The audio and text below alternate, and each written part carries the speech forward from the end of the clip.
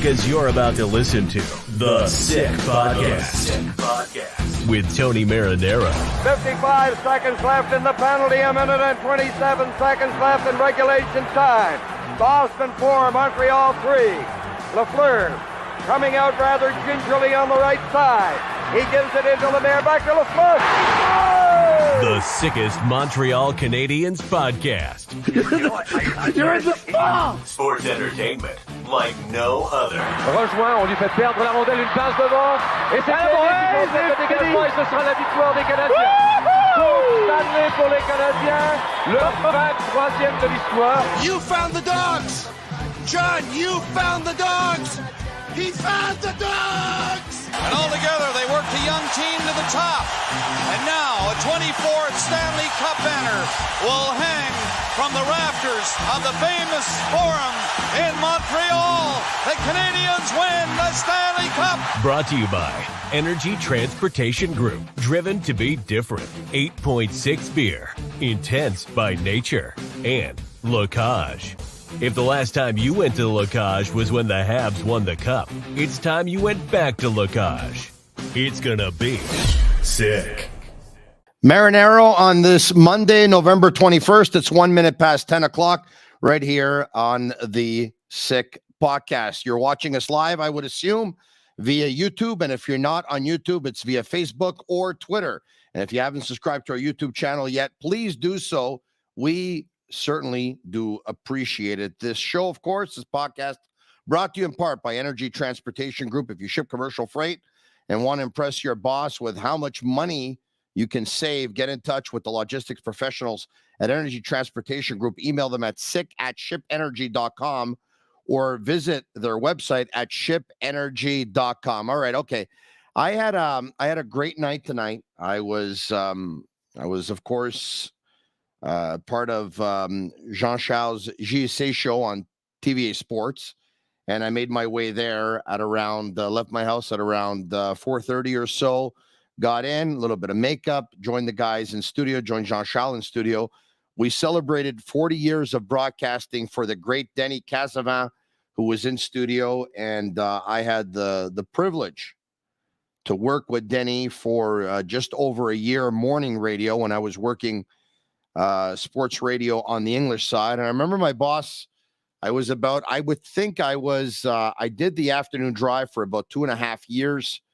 And then I did the morning show for 2.5 years. But after about a year and a half that I was working the morning show, one of my bosses came to see me and he says, if you could hire somebody to work at the radio station, who would you hire it? And I said, without, a second's hesitation, Denny Cassidy. And he said, why? And I said, because he'll bring instant credibility to the radio station, or even more credibility than we have. And I said, he's well respected and everyone likes Denny, whether it's francophones, anglophones, everybody likes Denny.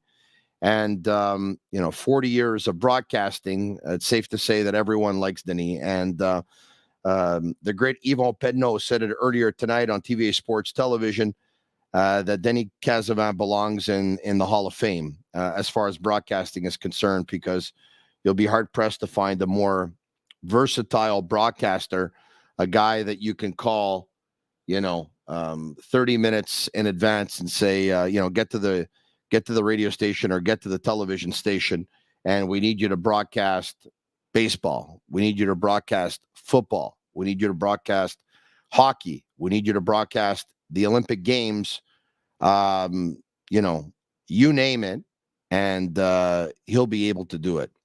And so congratulations to Denny Cassidy. And then from there, I made my way to the Bell Center, where it was the official launch of Pierre Gervais' book. And we've heard about it over the past couple of days. The book is written by my buddy Mathias Brunet of La Presse newspaper, who says that he told Pierre Gervais a long, long time ago, the former equipment manager of the Montreal Canadiens, Pierre, one day you got to write a book. And a lot of people told Pierre, hey, one day you got to write a book. And he said, but if you do write a book, I mean, you got to serve the people. It's got to be a tell-all, and you can't hold back. Well, safe to say that he took that seriously. He didn't hold back. And as a matter of fact, his book has taken the hockey world, especially, former Montreal Canadiens, has shaken them up quite a bit, where he's not, in one or two instances, he's not very complimentary of Max Pacioretty. He's not very complimentary of PK Subban. He's not very complimentary of Marc Bergevin. He's certainly not complimentary of Dominic Ducharme. Kind of feel bad for Dominic Ducharme in a way, because at this stage of his career, he really didn't need this book coming out. You would think he's going to have a hard time finding a job. But he talked about Ducharme being disorganized, never losing his locker room because he never had it in the first place. The players really wanting to play for Luke Richardson when Ducharme was out with COVID. Max Pacioretty not being a good person. Max Pacioretty, his team could win 10-1 if he doesn't score a game. He was just in a terrible, terrible mood. You want to kill PK Subban, you send him out in the forest with no mirror and no cell phone, and he won't be able to survive. And Marc Bergevin, and according to Pierre Gervais, was an adolescent. He tried to dress way too young, and he tried to be young like the guys, but he wasn't. And the guys didn't like that about him. So, I mean, if there's one guy that I didn't think was going to talk, it was Pierre Gervais. And I went to his book launch tonight. I was invited. It was between 5 p.m. and 7 p.m. I got there just past 6 p.m. And I was curious to see if there were going to be any active players there. And there were not. So I asked if there were some before I got there, and there were not. So I didn't see any active players. I did not see Jeff Molson either. I did see Jeff Gordon, Kent Hughes, and Marty St. Louis. And as a matter of fact, I had a nice chat with all three of them. It was really, really good catching up with them. It was kind of cool. It's always good. There you go. There's me and the coach. There you have it. We had a real nice chat. And I'm telling you, if he's available for motivational speaking, he could be a great hire for anyone who wants to bring in a motivational speaker, because, he and I were just talking about a few things, and I'm like, he was motivating me, and I felt like going out and playing for him. And obviously I'm not in good enough shape to do so, but wow, he's really something. And I've loved him from day one. I've loved the hire from day one. And, you Montreal Canadiens fans should be pretty good about the fact that your team is in the hands of Marty St. Louis and Kent Hughes and Jeff Gordon. It was an enjoyable night. And speaking of which, if all goes well, Pierre Gervais will join me in the next week right here on the Sick Podcast. I think he's scheduled for next Monday, but if there's a slot that opens up before that, he will join us before that. But if not, next Monday, he'll join us right here on the Sick Podcast. Speaking of Mondays, a regular collaborator, especially when the Canadiens don't play, because if they play, well, then we rain check with him. We go at another day. But when the Canadiens don't play, and they don't play tonight, they will host the Buffalo Sabres tomorrow, and they will visit the Columbus Blue Jackets in Columbus on Wednesday. Joining me right now from Sportsnet, sportsnet.ca, Eric Engels. How are you? I'm good, man. How are you? Very, very good. Is there a lighting issue, or is that top purple? This top is gray, so it's probably the lights that are on in the background here. But okay. Yeah. Oh, it's gray. Wow, it looks kind of purple, Eric. Well, it's Hockey Fights Cancer week, so yeah. If purple, we'll roll with it. I got to tell you this though, it's a beautiful sweatshirt. Yeah, sick. Is it a sweatshirt, a shirt, or a hoodie? What is it exactly? It's a sweatshirt, and Yellow hooked it up, and I'm nice. proud to say it's a medium. I haven't fit into a medium since I was about 15 years old, so it's a good day. He called me. He said, "Will Eric fit into a medium?" I said, "Listen, he'll fit in a large for sure. Medium, I'm not that sure, but he has been on a health kick. If there's any time a medium is going to fit him, it's now. And now you've confirmed that you fit into a medium. Pretty cool. It's a bit loose, and he brought this microphone, so if I sound better, that'll be good for us. You know what? You sound fantastic. You really, really sound fantastic. It's the Sick Podcast, brought to you in part by these guys here. Let me just get them. It's 8.6 beer, the beer for those who follow their instinct and live their passions in order to make their mark. So, Eric, before we talk about the Canadiens, as I was saying, I was at the book launch earlier this evening, and I'm sure by now you've heard about some of the things that are in the book. And I have to ask you, are you surprised that Pierre Gervais said what he said? Because I'm not going to lie to you, I'm kind of shocked. I'm not surprised because the book's written by Matthias Brunet. And if you're a journalist writing a book for somebody, even if it's their memoir and they're in control of it, you're going to ask them questions that elicit different answers, not just tell me all the good stories from the Canadiens locker room. Tell me everything. Tell me about this guy and that guy. And obviously players like, or a coach like Dominic Ducharme and a GM like Marc Bergevin are top of mind because it's recent what happened. And last year was such a catastrophe that, of course, you get to speak to someone who's the pulse of the locker room and find out exactly what was going on in there. You're going to want every answer you could possibly get.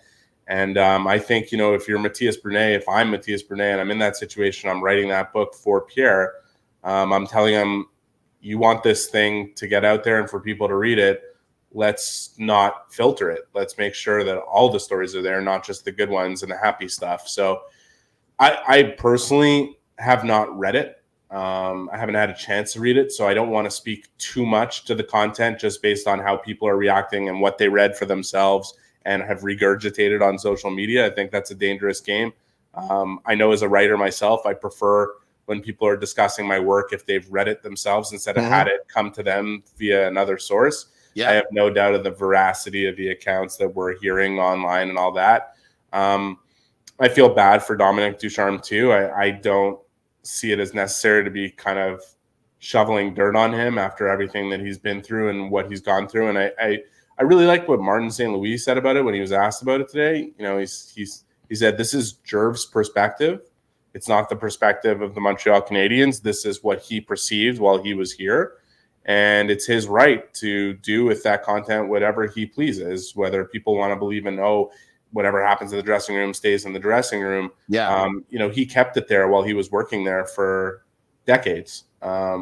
It's his right to tell his story and leave that behind for whoever wants to read it. And good for Matthias for landing that project. I have no doubt the book's going to do really well. Yeah. Having said all that, Matthias was saying that on several occasions he told Pierre, like, do you really want to write this? Because this is pretty deep what you're saying.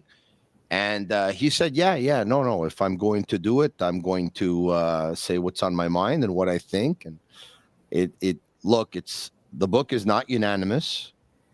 You're right. And Marty's right that it is Pierre's perspective. He can say whatever he wants. He has that right. But in the hockey world, and I'm going to mention this to Pierre when I talk to him from, in a week from today, in the hockey world, there's an unwritten rule that what happens in the room stays in the room. So once again, it's Pierre's perspective. He's allowed to write it. It's obviously candy for us members of the media, especially if you're doing a radio show or a television show, podcast. You can go on so many different subjects, get so many different guests, branch it out, talk about it. It gives you a week's worth of material at the very least. But there's a lot of people that are upset about it. There's a lot of people that are very, very upset about it. I know you said you're not surprised, but I'm surprised. Out of all people, I didn't think Pierre Gervais was going to speak.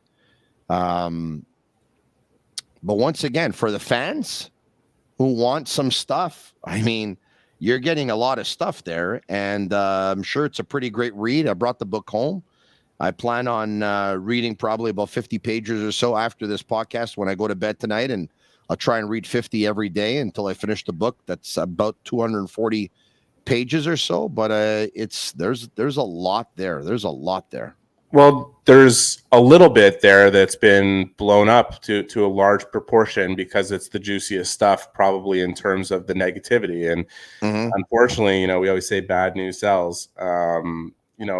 That's what people picked apart, that read it, got advanced copy of it, and put out right away, knowing that was the newsworthy bits. I'm assuming that if it's 240 pages, and I haven't read the book myself, like I mentioned, that a lot of it is some of the incredible stories that only Pierre Gervais would be able to tell in being in the locker room. And we can sit here and say what happens in the locker room stays in the locker room, and that's an oath that you take as part of a locker room. But, on the other side of it, if there's 50 out of 240 pages dedicated to the stuff that we've already heard about, the other stories that he would tell about being in the room with Guy Lafleur or being in the room with Patrick Roy or whatever it may be in a key moment in the Stanley Cup final, boy, I would want Pierre Gervais to tell those stories. You know what I mean? That's what he was privileged enough to be there for that stuff. And it's the type of stuff that makes legends, right? And I just think, why not tell those stories? It just so happens that because of the current or most recent stories that were told about Dominic Ducharme and Marc Bergevin and Max Pacioretty and whoever you want to choose, that would be the topical stuff to come up right away with the guys, whoever read it and started writing about it right away. I don't really plan on writing about it myself at sportsnet.ca. It's a book. If people want to read it, they can buy it and read all about it. The salacious stuff was the stuff that people chose to put out right away. I'd imagine there's some really good stories in there that you would not want Pierre Gervais to shut up about. Yeah, I'll tell you this, and I have to go to the book and actually see what's written word for word, but based on, what's been out there on social media over the past couple of days from people who got their hands on the book before tonight, because it was already out there in stores. It came a little bit early.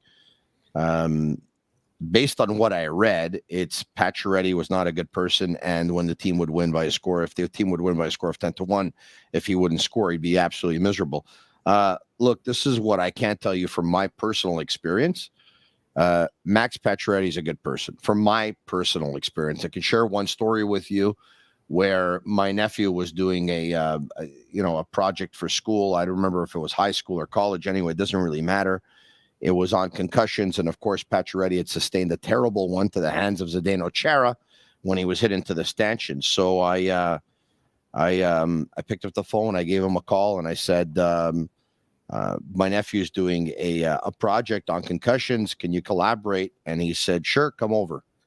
And so I said, okay. So I called my nephew and I said, you ready to do your project? And he said, yeah. I said, well, grab your iPad, grab everything. We're going to Pacioretty's house.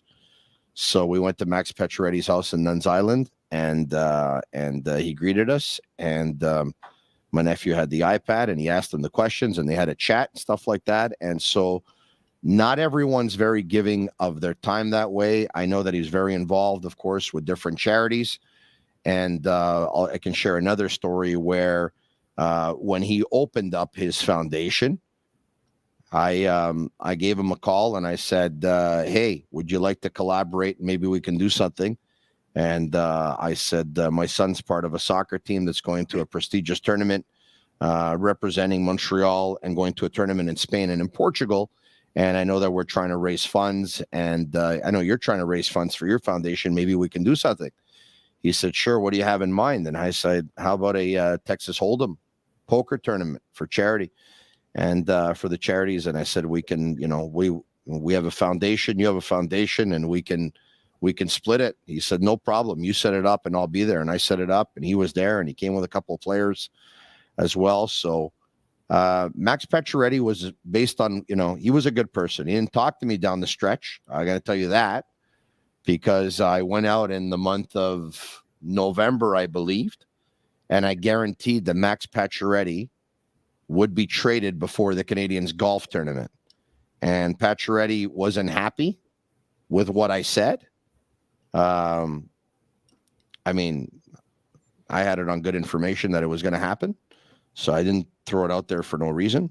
And he wasn't happy with what I said. So from November to the time he was traded, he no longer talked to me. And it should be noted that Max Pacioretty was traded the night before the Canadiens golf tournament. But Max Pacioretty is a good person. Yeah, listen, my perspective is that he's a good person. Like, again, this is a question of perception. This is a question of a guy who's worked with dozens of players and shared his perspective on who these people were when he was there and how they treated him. And, again, I don't want to speak too much to the points that were brought up there because I haven't read the words myself. We're going off based off what people have said about them and their own interpretation, which I've learned in writing on a daily basis, that people twist around your words quite easily. So I'll read them for myself. I'm sure it's mostly accurate. At the end of the day, I had really good dealings with Max Pacioretty. I always sought to understand the situation that Max Pacioretty was in. He put a lot of pressure on himself to score and contribute in the way that he was paid to contribute. And he did that for the most part while he was Montreal Canadian.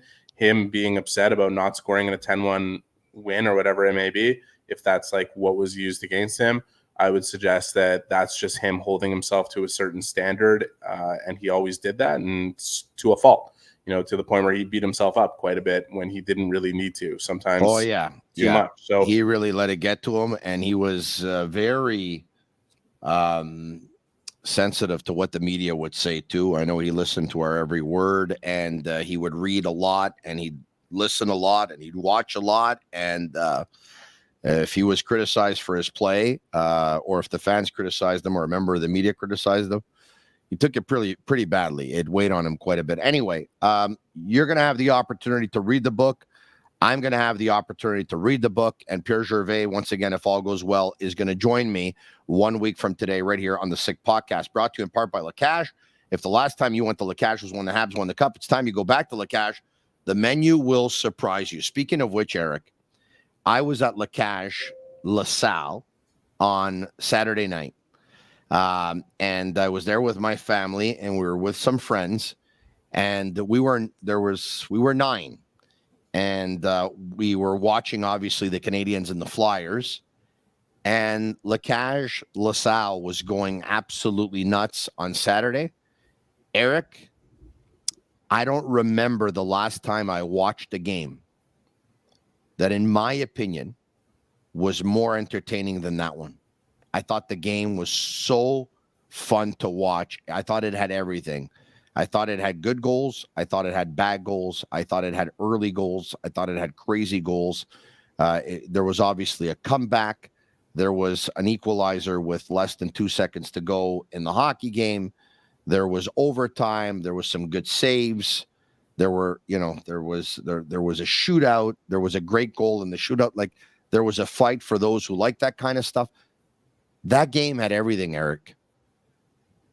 Yeah, and it feels like a lot of the games the Canadiens play at has everything. Like, you go back, to last week where they lost in Columbus, and it was a bit of a slop fest on both ends of the ice, but a 6-4 game that the Canadiens produced the most scoring chances they've had in a single game this season. Like, when they lose, they're entertaining. When they win, they're entertaining. When they do it on home ice, it's particularly even more entertaining, which is something you always want.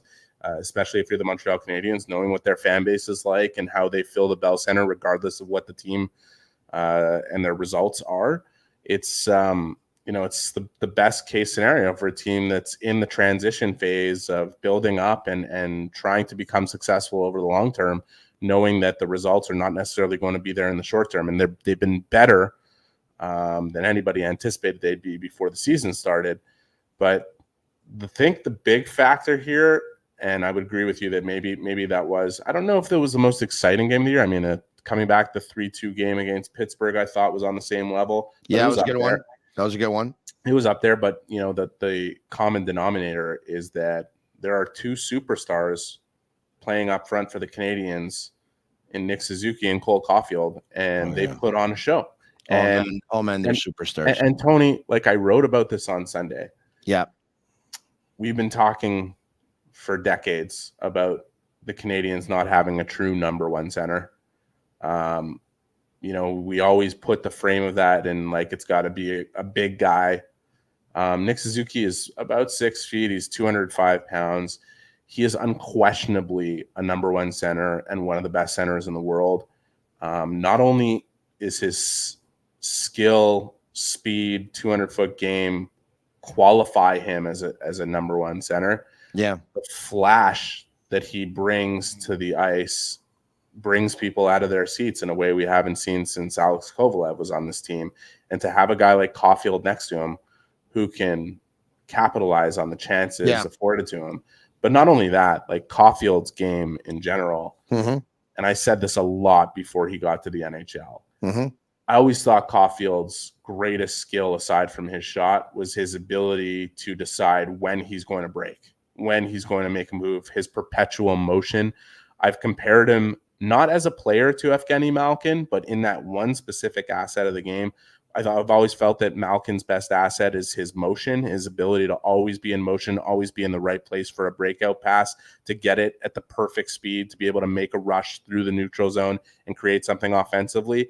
And Caulfield came with that ability to the NHL, and it's really showing now. He's got a much more versatile game than people give him credit for. His playmaking ability is very strong. His ability to knock players off the puck is very strong, and it really has to do with the way he processes the game and how he anticipates where the puck is going to be and puts himself in motion to get there, and where the play is going and puts himself in motion to be the second forechecker blocking a play. So to have those two guys at the same time, blossoming at the same speed and emerging as bona fide superstars, is the best case scenario for a team that is in this transition phase, because the results don't matter as much as what those two guys are doing. I know that when Cole Caulfield scored his second goal of the game to tie it at 4, at that very minute, he was the most popular guy in Montreal for sure. But you talked about Suzuki before.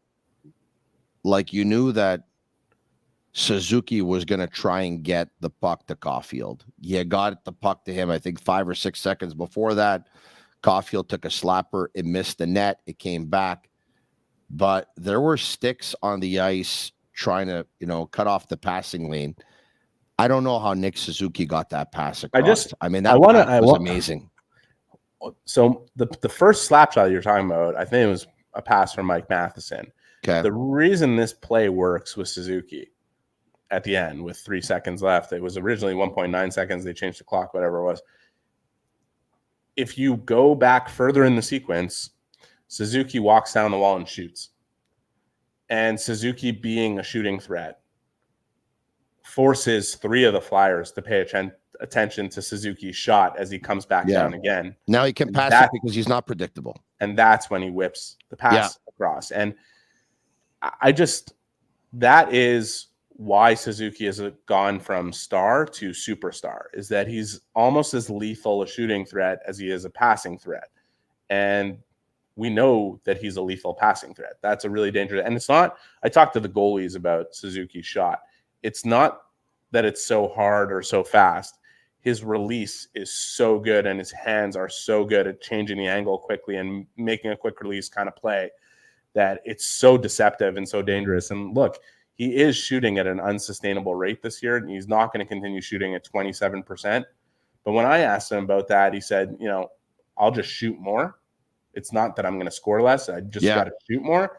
The other thing, though, is that when we talk about Nick Suzuki, we talk about the genius of his play, right? Like, everything he does seems to come from right up here.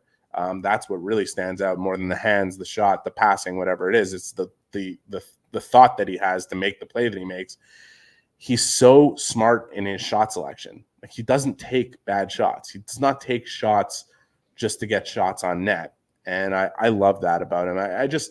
You can't say enough good things about this player. You can't say enough good things about the players playing with, the complicity that they have, that the way they complete each other is appointment viewing. It's one of the most exciting things going in the NHL, and they're one of the most productive duos in the NHL. And it's not a coincidence, and it's not luck, and it's not, the bounces are going their way. They are really superstars. And Canadiens fans, there's an entire generation of Canadiens fans that have never seen players like them on their team. Eric, wasn't always like this, but I remember there were times over the last 3, 4, 5 years, whatever it was, that if the game was tied with 5 minutes left in regulation, the Canadiens would trap till death to bring the game to overtime so that they could get a point. And once they got to overtime, they would always approach it with 3 very responsible defensive players and not overly offensive players. They would start the overtime like that before, but they put offensive players. Maybe it would have to be the third shift or so. And it almost seemed like they wanted to take the game to the shootout because they thought with Carey Price in goal, they had a great chance of winning the game. It was just so defensive and so playing not to lose This has been such a breath of fresh air. And when you play defensive like that, I don't think your players are going to get better. Like the more defensive they play, the more it's going to hurt their confidence, which usually comes from putting up offensive numbers, generating offense. And this is amazing to watch. I've said this before, and I'm going to say it again. For me, it's not so much winning or losing. It's about putting on a show, especially, Eric, with the price of tickets right now, and fans were deprived to get into the building for quite some time during COVID. With the way the ticket prices are going, we know it's an expensive night, but I bet you nobody complained on Saturday night after that game that it cost them $300, $400, or $500. I bet you no one complained. Yeah, but you know something? There's an important nuance to point out here, which is that the show is the byproduct of the concepts that Martin St. Louis preaches. It's not like they're saying to themselves, we better be entertaining because we're going to lose some games more than we'd like to win them, more than we're going to win. And it's important to put on a show so that the fans are happy. They are trying to build the way they want to play because that's what they believe will enable them to, once they have enough pieces to play any style, really win at a clip and win a Stanley Cup. Like that's what they're trying to do. They're not saying to themselves, oh, we're just going to play this way this year. And then once we get other players, we'll tweak it out and play the way, lock it down and this and that. They're really building the habits that they want to play with moving forward as they become the team that they want to be. And the fact that it's generating that byproduct, that it is entertaining, in part is because, they give up chances and have to chase them down and score goals to win the game because they're surrendering a 2-goal lead like they did in the first period of the game against the Flyers or against Columbus. But the other side of it is that they do have dynamic young players who have the ability to do that. And the concepts versus being locked into a quote unquote system enables those players to tap into their creativity as long as they're adhering to the concepts that Martin St. Louis is preaching. So I just think that if you're a Canadiens fan is what you should really be excited about. You can be excited about the fact that you're getting a show when you go to the Bell Center, when you're turning on your TV and you get these young superstar players to watch. Yeah. But you should be more excited about the fact that the coach is preaching this as a way of playing, that this is what he believes in, and the players are clearly buying it, and their creativity is shining through because they're enabled to be creative while still making sure they cover those concepts that quote unquote take care of the team, like Marty likes to say, so it's amazing to watch. If you're watching right now, our way of feeling the love is you commenting sick or hitting the like button on whether it's YouTube or Facebook or Twitter, and share with your friends, share the posts, share the videos, share the comments, engage.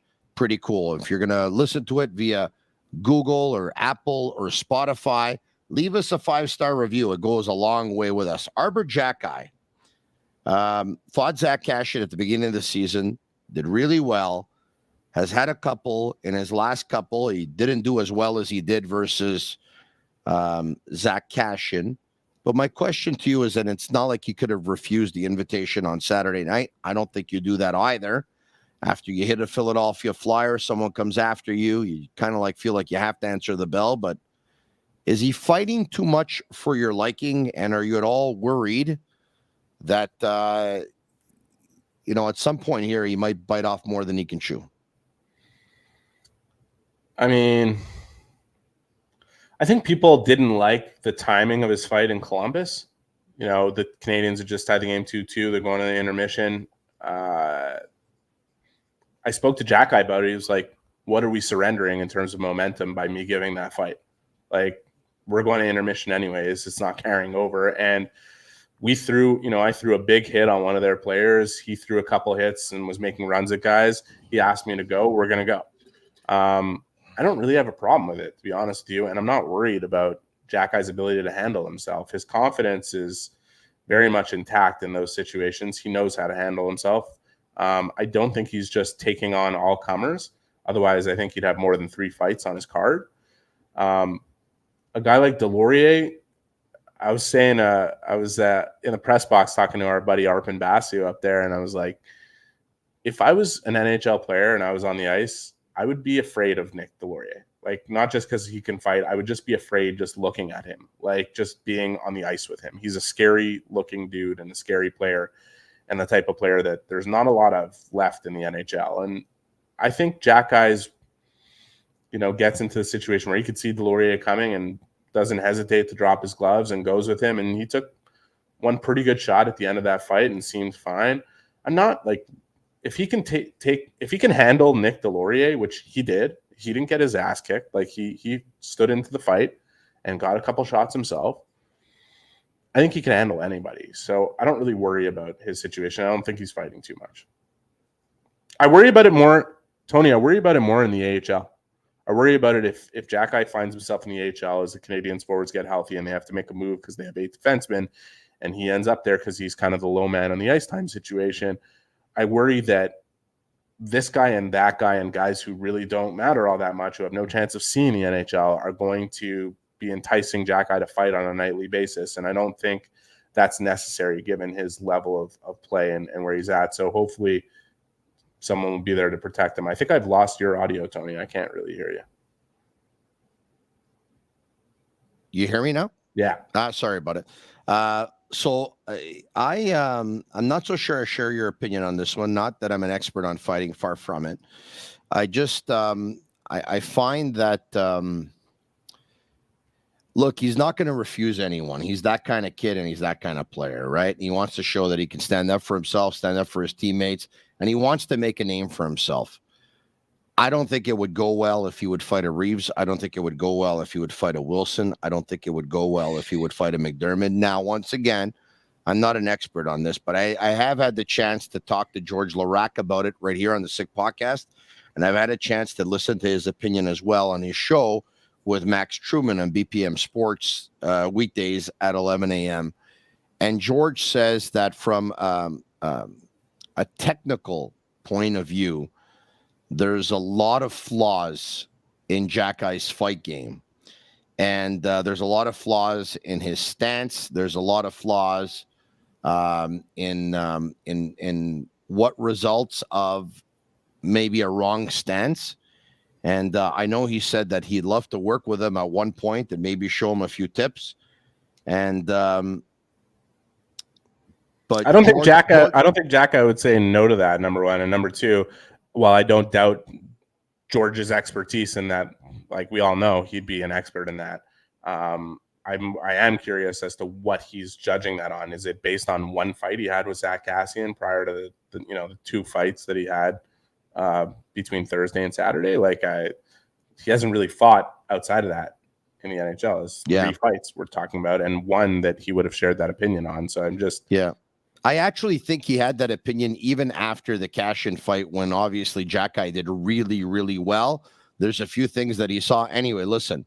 Well, that's what I'm saying. Like, that would be the only fight he would have seen to base an opinion on. So I don't know if I don't know if you could pick up trends in somebody's fighting style or their game, for that matter, just based on one performance or whatever it is. Yeah. Not that I doubt George. And George, if you're watching, I have no interest in you punching me in the face for disagreeing with you. But I do think if George Larac reached out to Arbor Jack Eye and said, "I'd love to give you a few pointers," I think Arbor Jack Eye would be all ears. Yeah, you're probably right. I think George was saying that Jack Eye stance allows the other fighter to get in too close, and I think he said that he shouldn't be fighting close. I think he said he should be fighting more distant, but I mean, I could be wrong. We should get George again on it to talk about it. But anyway, in the meantime, I know that Marty St. Louis said that with Matheson coming back, and he came back on Saturday and scored a big goal for the Canadiens, that Harris was going to be an odd man out every now and then. Jack Eye was going to be an odd man out every now and then. Kovacevic, I think that they would all take turns. Weidman, that all take turns and skipping a turn. But even though he said it all depends who the opponent is, was it really about the opponent versus the Flyers? Or do you think that Jordan Harris was scratched because he didn't play great hockey the week of? I think it was a combination of things. I think it was Jordan Harris played his worst game in Columbus despite scoring a goal, and Arbor Xhekaj, who was the most under pressure to be out of the lineup, played one of his best games of the season in Columbus. And, Marty talking about the opponent, they knew that they were going to face a line. Delorier's line is pretty large and can really disturb.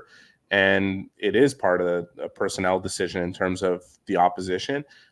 Marty's like super honest about every answer he gives, so there's no reason to doubt what he's saying. If he's saying that it's part performance, part the opposition, and that there will be a rotation, it's not like they've penciled into each game on the schedule, well, this guy will play here and that guy will play there. Performance obviously weighs into that, and there's a healthy competition that's going to happen now. I take Marty at his word on that. The other side of it is they can go with a rotation for now because Joel Armia is only practicing in non-contact jersey. Mike Hoffman is suddenly injured. They'll have to potentially call a forward up. They're one short of being too many guys. You know what I mean? The minute that Armia comes back and Hoffman's healthy, then they have to make a decision. And I'm somewhat doubtful that it's going to be at forward and that they're going to see it as a healthy thing to continue carrying 8 defensemen and constantly rotating guys out of the lineup. Because even though, we'll see how Harris responds when he comes back in. We'll see how Xhekaj responds when he gets out and comes back in. Kovacevic has already done it, and he responded quite well. You don't want – it's not like these decisions on their own are going to affect the confidence of all 3 players. But you don't want all 3 players to be affected moving forward. And they haven't had to deal with that type of internal competition yet, and now they do. And so we'll see how they respond. I don't think that would be a good long-term thing for all 3 of them.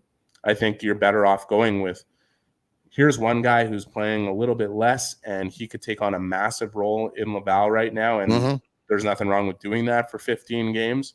Inevitably somebody else will go down and he'll come back up. They'd like to get Justin Barron up with the Canadiens at some point this year. He's playing well in Laval, which is great for him. I just think, a rotation is good in the short term. It does keep everybody on their toes. It will help the development of all of these players that have to go through it. But at a certain point, it becomes an issue because you don't want guys sitting for too long, especially if the main criteria has to be the performance. And you don't want to affect their confidence too much, even though, they're, like Marty said, they're responsible for their own confidence. These decisions do have an impact, and they do, I don't want to see Jordan Harris come back in the lineup on Tuesday and feel like he has to do anything more than he was doing other than play better than he did in Columbus, because let's face it, he's probably been, outside of Gouli, the steadiest defenseman Montreal's had this season. It was one bad game in which he actually scored a goal. But you don't want him coming in and saying, I gotta be that much better. I just gotta be me is what you want him to be. And it'll be the same challenge for Xhekaj and Kovacevic. And considering how well all 3 players have played so far this season, it's something that's going to require a lot of hand-holding as they go through that rotation and that process on a daily basis for Marty. What's the situation with Hoffman? I know Armia's back. I know Hoffman's out, but when did he get hurt? He got hurt in the second period, I believe. It's possible it was in the first period of the game, and he played through it in the second and wasn't able to play through it in the third. I know that Marty said that after the game that he was still on the bench and not in the trainer's room because he felt that if for whatever reason they got a power play, he would still be able to do what he does on the power play and help them score a key goal or whatever it is. So that would suggest it's not too serious. I know he was evaluated today, and we'll have more of an update tomorrow morning in terms of news there. It's possible he'll play tomorrow. It's possible he'll miss a little bit of time unless all of a sudden he went for testing and something is seriously wrong. Like we saw Mike Matheson get hurt at the beginning of – he said he got hurt in the first preseason game he played. He played through the whole preseason. All of a sudden he was out for 6 to 8 weeks just based on some testing. So you never want to guess too much about this. But if I had to guess about it, I don't think it's too serious. Trade deadline's early March, right? Yes, it is. So we're going to play a game here. It's Monday, November 21st. Okay. Let's just say the Canadiens are out of it. out of a playoff spot. By the time they get to trade deadline, a week before trade deadline or whatever, they see that they are, double digits out of it. Okay. I'm going to give you two names, and you're going to tell me whether or not you think the Canadiens are going to trade one of those players or both of those players. Okay. Joel Edmundson. Yep. David Savard. No.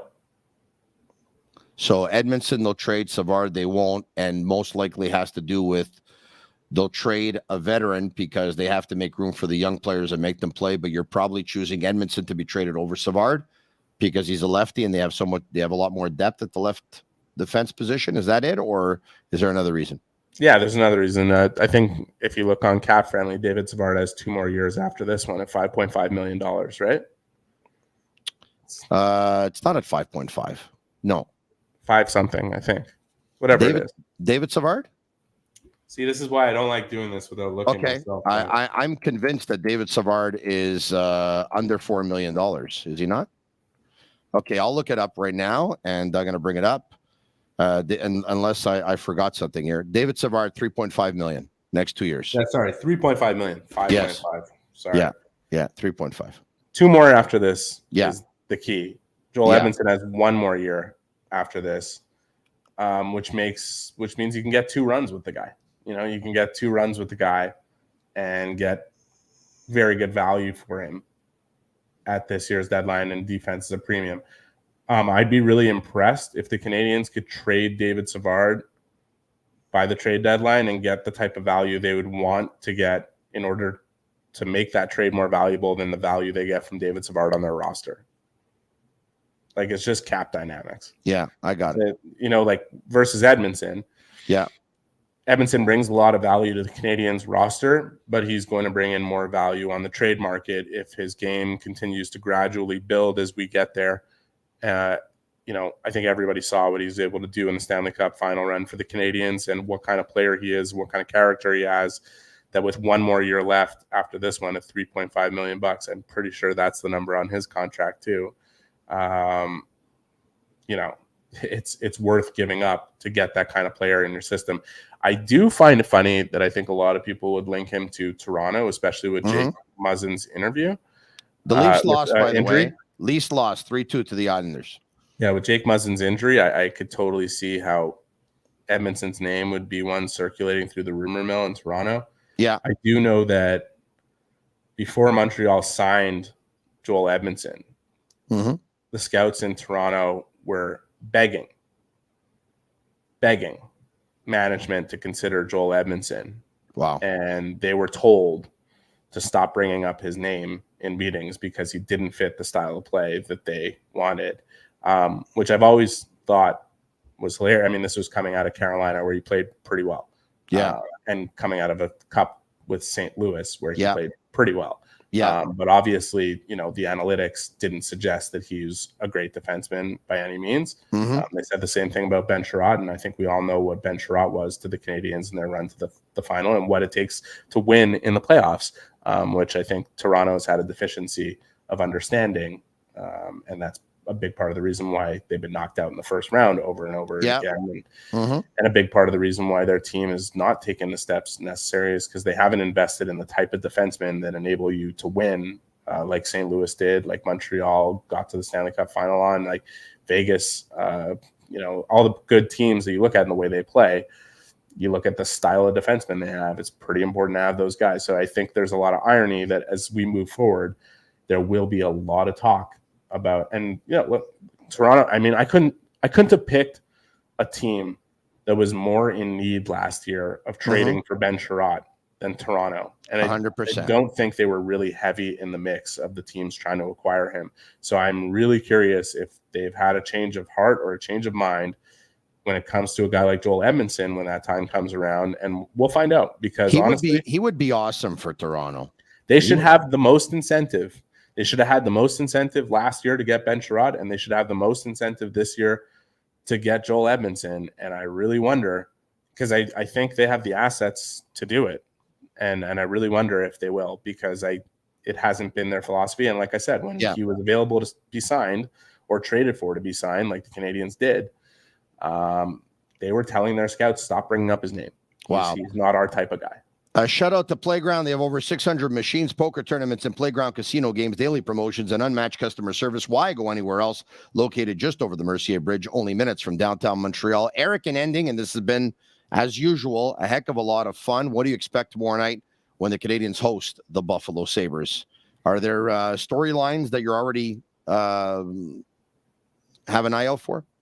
I don't really go into games that way because I don't want to fall in love with. I don't want to fall in love with what I'm thinking before I get into it, and then I have to switch gears, and I have a hard time letting go of that idea I had. You know what I mean? Mm-hmm. I'm looking at Buffalo, who's not been anywhere near as good as last time the Canadiens played them, and they totally outplayed the Canadiens and ended up losing the game. And I think that got them deeper into got them into the skid that they've currently been on, basically. Yeah. They're a dangerous team. Tage Thompson is amazing. Is this guy something, or is he something? Yeah, no, he's an amazing player. Wow. If there was one thing I'd be looking at, it's really just how much confidence Suzuki and Caulfield took from what they did on Saturday, and what they might do next. It's almost a feeling I have every game I watch. Love the way Sean Monahan's playing. Like, that's a guy that I'm watching closely on a nightly basis. Kirby Dach continues to be very solid, good contributor. The power play is something I'm looking at. I'm looking at Mike Matheson to play a much steadier game than his first game, and I'm looking to see how Harris responds because I'm pretty sure he's going to be back in the lineup on Tuesday. I don't remember when was the last time I was so excited about promote Canadiens 1-2 punch. Like, Turgeon and Danfus were obviously great. Richer is the last 50 goal scorer you had on this team. For one season, Plekanec and Kovalev were really unbelievable, where Kovalev, I think, picked up 35 goals and 84 poins. Kostitsin, too, on that line was pretty good. Yeah, he was. You're right about that, Andre. And Jacques Lemaire and Guy Lafleur were obviously awesome. Bobby Smith and Matt Snaslin. But, I mean, this Suzuki Caulfield duo, they're different than everyone else. They're really different, and they're so special. I mean, yeah, they're actually superstars. That's the difference. You said that before, and somebody on YouTube said stars, not superstars. Well, no, they're superstars. They're 6 and 7 in the league in goals scored, and they're Suzuki's 10th in the league in points, or was up until yesterday's action, and has a chance to get right back in there again. They're producing over a point per game, and there's only a select group of people that do that in the NHL, and we refer to all of them as superstars. And it's not too soon to say it, because it's been a gradual build to get there for both players, even if they're young and have only been in the league for a few years. Every step they've taken has put them on this platform, and it's not like some sort of fluke. It's not what is happening with them is not, it's a hot run. Like, this is who they are. This is who they are as players. And them playing together makes them even better. So I have no hesitation calling them that, because that's what they are. Eric, thank you for spending your Monday night with me. There's Eric's Twitter handle, at Eric Engels. He's a phenomenal read on Sportsnet and sportsnet.ca. Check him out if you haven't already. One of the most connected insiders in the city, and we're happy that he's a part of the Sick Podcast. Thanks, Eric. We'll talk to you soon. Thank you, Tony, and thanks, Aniello, for the sick sweatshirt and the sick microphone. And you know what? That really is a sick microphone. I got to tell you that microphone's pretty impressive. Very nice. It is very nice. We'll talk to you soon, Eric. Enjoy the game tomorrow night. Cheers, buddy. All right, it's now time to go for gold. Go for gold. A daily World Cup report. Alfonso Davies keeps it himself. Goal! Presented by Bijouterie Bossy. Alfonso Davies. Yeah, so I walked into Bijouterie Bossy last week, where I picked this up. This beautiful cross here. It's beautiful. It really is lovely. And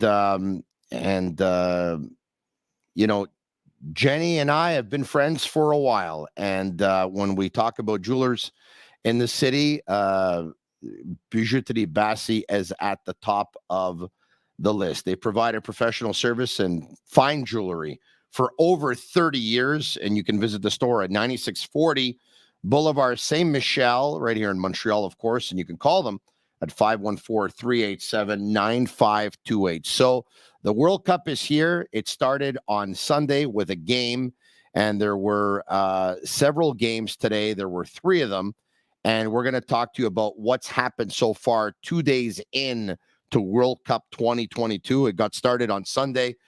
Qatar, host nation Qatar versus Ecuador. And there was a lot of talk going into this game because supposedly word was out there that some high-ranking officials of Qatar had approached some Ecuador players and talked to them about throwing the game, talked to them about not scoring in the first half and actually conceding a goal in the second half, and Ecuador loses by a score of 1-0.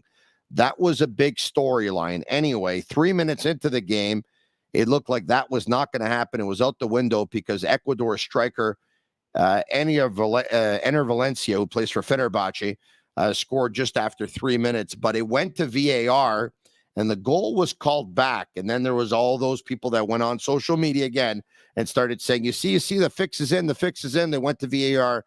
The goal was called back. But 13 minutes after that, that same Valencia was fouled in the box by the Qatar goalkeeper.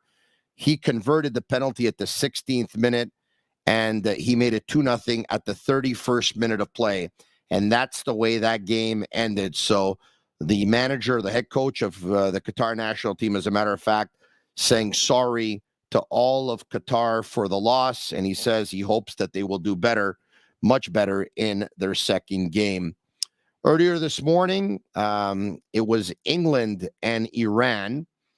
And I have to tell you that in the last couple of competitions, England has come very close. And when I take a look at big competitions and I think of who can win it, I always take a look at teams that come very, very close. And, I figure it's going to be their turn. And if it's ever going to be England's turn, I think it's this time around. 6-2 over Iran. Bukayo Saka had 2 goals. Already more goals for England, I believe I read, than Paul Scholes and Wayne Rooney ever had at the World Cup because they had 1 each. Harry Kane had 2 assists. Here's a guy that a lot of people, because of England's path here and some of the teams they have in front of them, a lot of people predicted Harry Kane would be the leading goal scorer of this tournament. But he picked up an assist on Bellingham's goal in the 35th minute. And then he got a knock in the 48th minute. He was laboring for the rest of the game. He picked up another assist on Rashford's goal, which came in the 71st minute. And 4 minutes later at the 75th, he was subbed off, and he was seen limping at the end of the game. For Iran striker Mehdi Taremi, who plays for Porto in Portugal's first division, scored both Iran goals. England 6, Iran 2.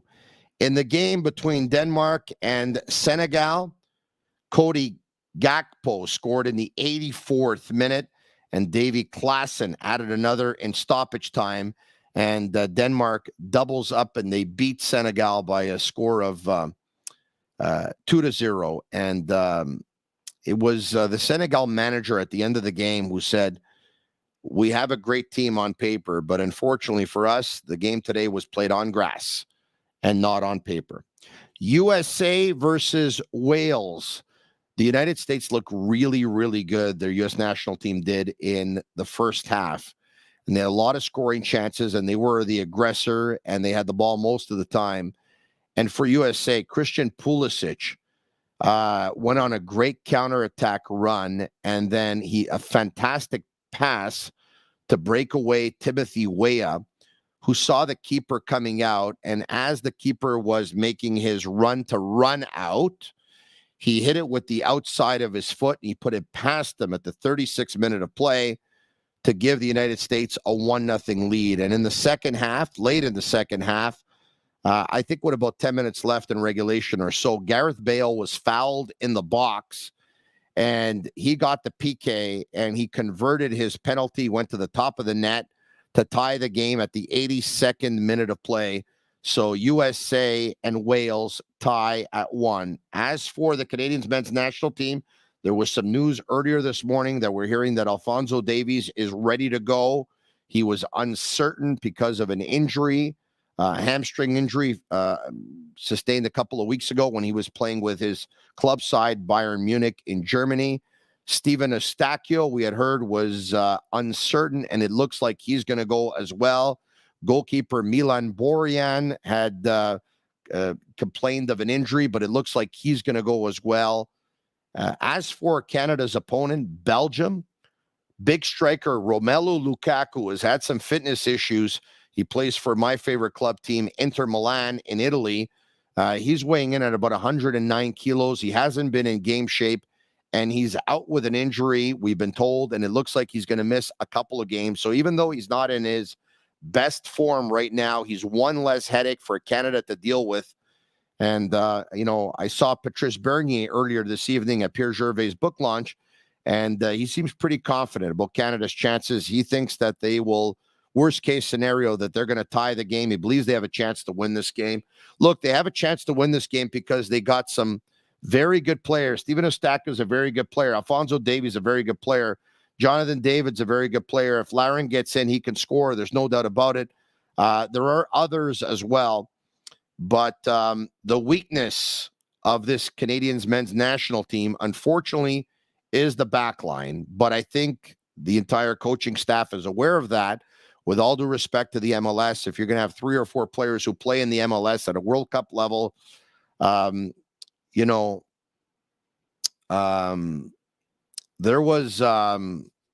a player who plays for AC Milan, and he's got he could have represented the English national team, or he could have represented the Canadian men's national team, and he chose to represent England. And I'm talking about Fikayo Tomori.